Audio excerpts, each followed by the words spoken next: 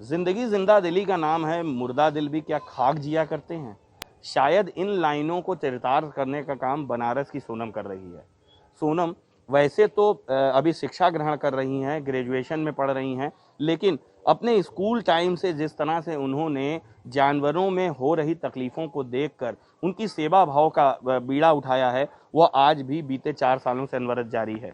सबसे बड़ी बात यह है कि कोविड के दौर में जब लॉकडाउन हुआ और लॉकडाउन में सबसे ज़्यादा दुर्गति छुट्टा और आवारा पशुओं की हुई, उस समय सोनम ने अपनी टीम के साथ मिलकर बनारस में न सिर्फ जानवरों की देखभाल की, उन्हें खाना खिलाया, बल्कि बीमारी की अवस्था में भी उनको ठीक करने के लिए दवाइयाँ, इंजेक्शन और सारी चीज़ें मुहैया कराईं।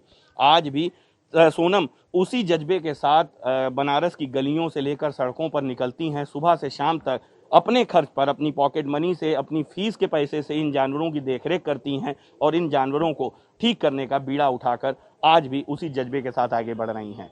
फिलहाल युवाओं की इस तरह की सोच निश्चित तौर पर समाज में एक बड़ा परिवर्तन का संकेत दे रही है और आज ज़रूरत है इन युवाओं को सपोर्ट करने की, ताकि बदलते वक्त के साथ स्वार्थी हो रहे जीवन में लोग अपने साथ दूसरों के बारे में भी सोच सकें।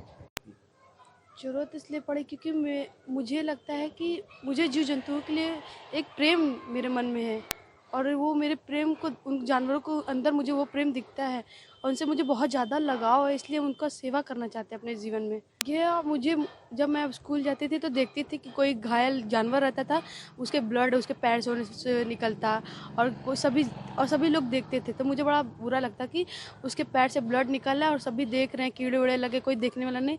तभी से हम स्कूल जाते तो अपने बैगों में सब मेडिसिन वेडिसिन लेके निकलते थे कि कोई गाय, कुत्ता, बंदर कोई भी दिखेगा उसका हम दवा कर सकें।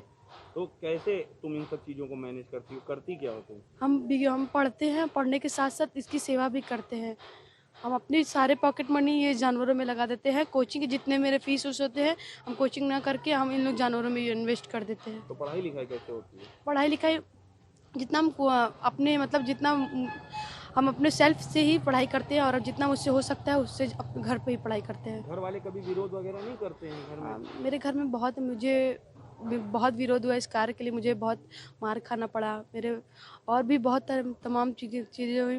तभी से जब मेरे माँ बाप को लगने लगा कि नहीं मेरी लड़की कुछ कर रही है अच्छा, तो उनको खुशी होने लगा, तब से मुझे थोड़ा रोक थोड़ा कम हुआ। कितने सालों से कर रही हैं काम? ये 4 साल से करते आ रहे हैं। पहले तो हम दवा करते थे, जब से लॉकडाउन हुआ मुझे लगा कि अब जानवर खाएंगे क्या, तब लॉकडाउन से अब तक पूरा खाना बांटते, अब तक खाना बांटते पूरे जानवरों को और खिलाते हैं कि उनको किसी प्रकार अगर हम उनके देख रेख में हैं तो उनको किसी प्रकार का देख रेख में वो किसी दुख ना हो।